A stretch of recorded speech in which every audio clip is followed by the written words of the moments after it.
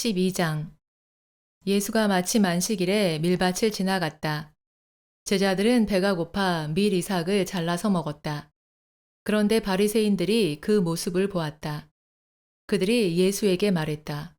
보세요, 당신 제자들이 안식일에 해서는 안 된다고 율법이 금한 행동을 하고 있네요. 예수가 대답했다. 너희는 다윗 일행이 배가 고팠을 때 다윗이 한 일을 읽지 못했느냐? 그는 하나님의 집에 들어가서 제단에 빵을 먹었다. 그 빵은 제사장들만이 먹을 수 있었으므로 다윗 일행이 먹어서는 안 되는 것이었다. 너희는 안식일마다 성전의 제사장들이 안식일을 어길 수 있지만 그래도 죄가 없음을 율법에서 읽지 못했느냐. 너희에게 말한다. 여기 성전보다 더 중요한 것이 있다. 너희가 나는 자비를 원하지 제사를 원하지 않는다는 성경 말씀의 뜻을 이해했다면 무죄한 이들을 그렇게 성급히 책망하지는 않았을 것이다. 인자는 안식일의 주인이기도 하다.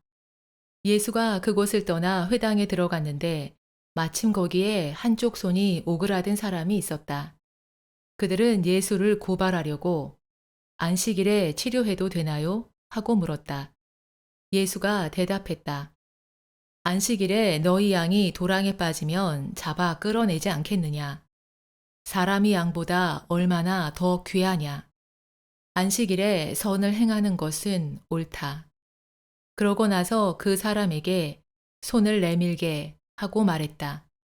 그가 손을 내밀자 다른 쪽 손처럼 건강하게 회복되었다. 그러나 바리새인들은 나가서 예수를 반대하는 모임을 열고 예수를 아예 없앨 방법을 의논했다. 그러나 예수가 이를 알고는 그곳을 떠났다. 예수는 뒤따라오는 큰 무리를 모두 고쳤다. 그러고는 자기를 지켜 세우지 말라고 엄히 경고했다. 이로써 이사야의 예언이 이루어졌다. 보아라, 내가 택한 종, 내 영혼이 아주 기뻐하고 내가 사랑하는 자. 나는 그에게 내 영을 줄 것이고 그는 이방인들에게 심판을 선포할 것이다. 그는 싸우지도 않고 큰 소리로 외치지도 않을 것이다. 거리에 있는 누구도 그의 목소리를 듣지 못할 것이다. 심판을 바라여 승리할 때까지 그는 상한 갈대를 꺾지 않고 연기만 나는 심지도 끄지 않을 것이다. 이방인들이 그의 이름에 소망을 둘 것이다.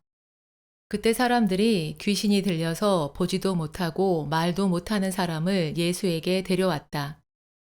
예수가 그를 고쳐 말 못하던 사람이 말도 하고 볼 수도 있게 되었다. 이를 본 무리가 흥분에 열광하며 계속 이렇게 말했다. 이 사람이 다윗의 자손 아닐까? 그러나 바리새인들은 그 말을 듣고 말했다. 이 사람은 귀신의 우두머리 바알세불과 한 통속이라서 귀신을 쫓아내는 것이다. 예수가 그들이 무슨 생각을 하는지 알고는 그들에게 말했다. 어떤 나라든 내분이 일어나면 붕괴할 수밖에 없고 마을이나 가정도 내분이 일어나면 오래 갈 수 없다. 만약 사탄이 사탄을 쫓아낸다면 내분이 일어난 것인데 어떻게 그 나라가 지속되리라 생각하느냐. 만약 내가 바알세불과 협력하여 귀신을 쫓아낸다면 너희 아들들이 귀신을 쫓아낼 때는 누구와 협력한 것이냐? 그들에게 물어보면 너희 의문은 풀릴 것이다. 그러나 만약 내가 하나님의 성령으로 귀신을 쫓아낸다면 하나님의 나라가 이미 너희에게 강력하게 임한 것이다. 힘이 장사인 사람의 집에 들어가 재산을 훔치려면 먼저 그를 묶어 놓아야 하지 않겠느냐. 그렇게 한 다음에야 집을 샅샅이 뒤질 수 있다. 내 편이 아닌 사람은 나를 반대하는 사람이고 나와 함께 모으지 않는 사람은 사실 흩뜨리는 사람이다. 그래서 너희에게 말한다. 모든 죄와 신성 모독은 용서받을 수 있지만 성령을 모독하면 용서받지 못한다. 인자를 반대하는 말을 하는 사람은 용서받을 수 있지만 성령을 반대하는 말을 하는 사람은 누구든 이 세상에서도 오는 세상에서도 용서받지 못한다. 너희는 좋은 열매가 열리는 좋은 나무를 선택할지 썩은 열매가 열리는 썩은 나무를 선택할지 결정해야 한다. 열매를 보면 곧바로 나무를 알 수 있기 때문이다. 뱀 새끼들아, 너희 마음이 그렇게 악한데 어떻게 선한 말을 할 수 있겠느냐? 사람은 마음에 가득한 것을 말하게 되어 있다. 선한 사람은 마음에 선을 쌓아서 선한 것을 내놓고 악한 사람은 마음에 악을 쌓아놓고 악한 것을 내놓는다. 너희에게 말한다. 사람들은 심판날에 자기가 한 온갖 경솔한 말에 대해 해명해야 할 것이다. 너희가 한 말에 따라 유죄 선고를 받거나 무죄 선고를 받을 것이다. 그때 율법학자와 바리새인들이 선생님, 우리는 선생님의 표징을 보고 싶습니다. 하고 말했다. 그러나 예수는 그들에게 이렇게 말했다. 악하고 믿음 없는 세대는 표징을 갈구하지만 예언자 요나의 표징 외에는 어떤 표징도 보지 못할 것이다. 요나가 사흘 밤낮을 큰 바다 괴물의 뱃속에 있었던 것과 똑같이 인자도 사흘 밤낮을 땅 속에 있을 것이다. 심판 때 니느웨 사람들이 이 세대와 함께 일어서서 이 세대를 책망할 것이다. 니느웨 사람들은 요나의 설교를 듣고 회개했지만 지금 너희는 요나의 설교보다 뛰어난 설교를 듣고 있기 때문이다. 심판 때에 남방의 여왕이 이 세대와 함께 일어서서 이 세대를 책망할 것이다. 여왕은 솔로몬의 지혜를 듣기 위해 땅끝에서 왔지만 지금 너희는 솔로몬의 지혜보다 뛰어난 지혜를 듣고 있기 때문이다. 귀신이 어떤 사람에게서 나와서 물 없는 곳을 헤매며 쉴 곳을 찾아다니다 찾지 못했다. 그러자 귀신은 내가 나온 집으로 돌아가야겠다 라고 말했다. 귀신이 가보니 집은 비어 있었지만 깨끗했고 잘 정돈되어 있었다. 그래서 귀신은 나가서 함께 지내기 위해 자기보다 더 악한 귀신 7을 모아서 집에 들어가 편안히 지냈다. 그 사람의 나중 상황은 처음보다 당연히 더 나빠졌다. 이 악한 세대가 그런 꼴을 당할 것이다. 예수가 무리에게 말하고 있는 중에 마침 예수의 어머니와 형제들이 예수와 이야기를 나누고 싶어서 밖에 서 있었다. 누군가가 예수에게 말했다. 보세요. 선생님의 어머니와 형제들이 선생님과 이야기를 하려고 밖에서 기다립니다. 그러나 예수는 그 말을 한 사람에게 누가 나의 어머니며 누가 나의 형제입니까? 하고 대답했다. 그런 다음 제자들을 가리키며 이어서 말했다. 내 어머니와 형제가 여기 있습니다.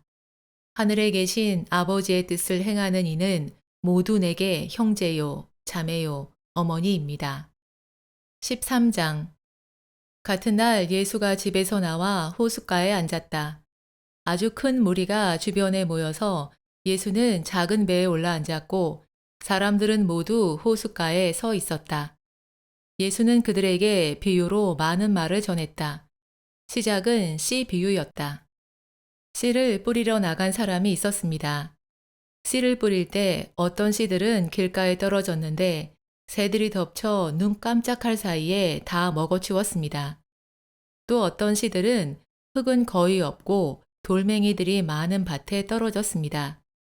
흙이 얕은 땅이라 금세 싹이 나왔지만 해가 뜨자 그 열기 때문에 누렇게 타버렸고 뿌리가 없어서 시들어 죽어버렸습니다. 또 어떤 씨들은 가시덤불 사이에 떨어졌는데 가시가 자라 그 싹을 옥죄어 버렸습니다. 그러나 어떤 씨들은 좋은 토양에 떨어져 소출을 냈습니다. 어떤 것은 뿌린 것의 100배, 어떤 것은 60배, 어떤 것은 30배였습니다. 귀가 있는 사람은 들으십시오. 이 비유를 듣고 제자들이 예수에게 다가가 물었다. 왜 선생님은 그들에게 비유로 말씀하십니까? 예수가 대답했다. 너희는 하늘나라의 비밀을 아는 특권이 있지만 그들은 없기 때문이다. 무언가를 가진 사람은 계속 받아서 풍족해진다. 그러나 아무것도 없는 사람은 없는 것마저 빼앗길 것이다. 내가 그들에게 비유로 이야기하는 것은 그들이 눈을 뜨고 살지만 아무것도 보지 못하고 귀를 열고 살지만 들어도 전혀 이해하지 못하기 때문이다. 그들은 이사야가 예언한 대로 살고 있다. 너희는 들어도 절대 모른다. 보아도 절대 모른다. 이 백성은 마음이 무지무디고 귀가 멀고 눈을 감고 있다. 행여 눈으로 보고 알까봐, 행여 귀로 듣고 알까봐, 행여 마음으로 깨달을까봐, 행여 다시 돌이킬까봐, 행여 내가 그들을 고칠까봐 그런다. 그러나 너희는 눈이 보이고 귀가 들리니 얼마나 다행이냐. 장담하건대 아주 많은 예언자와 선한 사람들이 너희가 보고 있는 것을 보기를 갈망했지만 보지 못했다. 그래, 너희가 듣고 있는 것을 듣기를 갈망했지만 듣지 못했다. 이제 씨 뿌리는 자의 비유를 들어라. 그 나라에 대한 말씀을 들어도 이해하지 못하는 사람은 악한 자가 와서 그 마음에 떨어진 것을 낚아채 간다. 길가에 떨어진 씨가 이와 같다. 돌멩이들이 많은 밭에 뿌린 씨는 하늘나라에 관한 말씀을 듣고 열렬히 받아들이는 사람을 뜻한다. 그러나 씨가 그 사람 안에 뿌리를 내리지 못해 오래가지 못한다. 말씀으로 인해 고통이나 박해가 생기는 순간 그는 곧바로 믿음을 버린다. 가시덤불에 떨어진 씨는 말씀을 들은 후 현세의 염려와 재물에 대한 환상으로 말씀이 질식하여 삶에서 소출을 내지 못하는 사람이다. 그러나 좋은 토양에 뿌린 씨는 말씀을 듣고 깨닫는 사람이다. 이 사람은 삶에서 뿌린 것에 100배, 60배, 30배로 풍성한 소출을 낸다. 그런 다음 예수는 무리에게 다른 비유를 들려주었다. 하늘나라는 자기 밭에 좋은 씨를 뿌린 사람과 같습니다. 그러나 그의 종들이 자는 사이에 원수가 와서 밀 사이에 잡초를 뿌리고 도망갔습니다. 밀이 자라고 익기 시작했을 때 잡초들도 같이 자랐습니다. 그러자 종들이 주인에게 와서 말했습니다. 주인님, 밭에 좋은 씨를 뿌리지 않으셨습니까?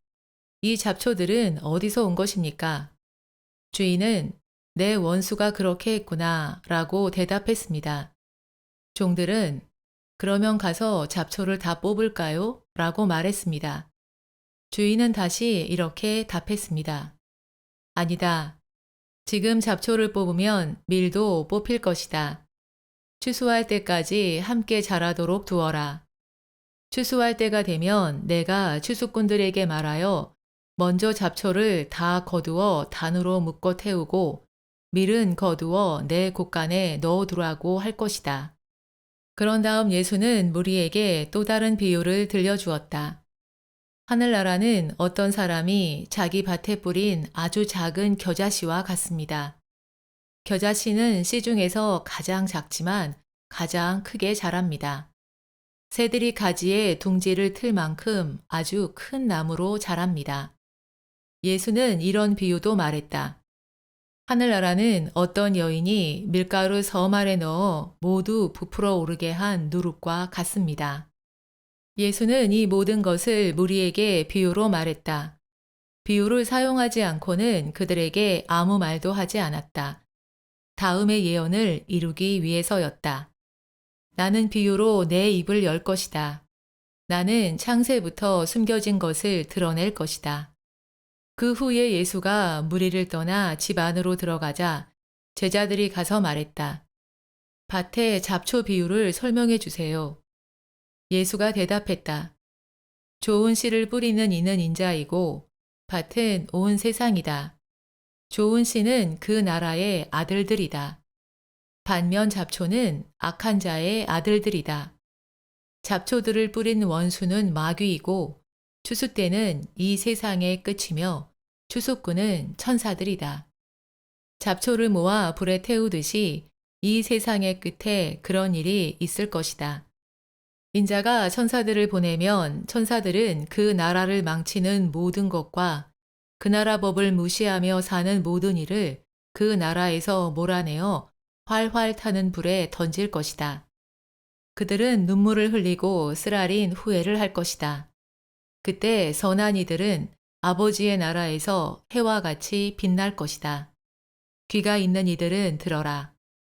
또 하늘나라는 밭에 묻힌 보물과 같다. 보물을 발견한 사람은 다시 묻어두고 기뻐하며 돌아가서 자기 소유를 다 팔아 그 밭을 산다. 또 하늘나라는 좋은 진주를 찾아다니는 상인과 같다. 상인은 값진 진주 하나를 발견하면 가서 자기 소유를 다 팔아 진주를 산다. 또 하늘나라는 바다에 던져 각종 물고기를 잡는 큰 그물과 같다. 그물이 가득 차면 어부들은 그물을 물가로 끌어다 놓고 앉아서 싱싱한 것은 골라 통에 담고 상한 것은 버린다. 세상 끝에 그런 일이 있을 것이다. 천사들이 나가서 선한 이들 사이에서 악한 이들을 골라내어 활활 타는 불에 던질 것이다. 그들은 눈물을 흘리고 쓰라린 후회를 할 것이다. 다 이해했지? 제자들은 예 하고 대답했다. 예수가 다시 말했다. 그러므로 율법을 알고 또 하늘나라의 제자이기도 한 모든 이들은 자기 창고에서 새 것과 오래된 것을 다 꺼내올 수 있는 집 주인과 같은 줄 너희가 알았을 것이다. 예수가 비유로 전한 이야기를 다 마치고 그곳을 떠나 고향으로 돌아갔다. 예수는 회당에서 사람들을 가르쳤다. 사람들은 깜짝 놀라서 말했다. 이 사람이 어디서 이런 지혜와 능력을 얻었을까? 그는 고작 목수의 아들이 아닌가? 어머니는 마리아이고 동생들은 야고보, 요셉, 시몬, 유다가 아닌가? 또 여동생들은 우리와 같은 마을에서 살고 있지 않나? 그가 이 모든 것을 어디서 얻었을까? 그들은 예수를 보고 심히 불쾌했다. 그러자 예수가 그들에게 말했다. 예언자가 대접받지 못하는 곳은 자기 고향과 자기 집뿐이지요. 그리고 그들이 믿지 않으므로 그곳에서는 기적을 거의 행하지 않으셨다.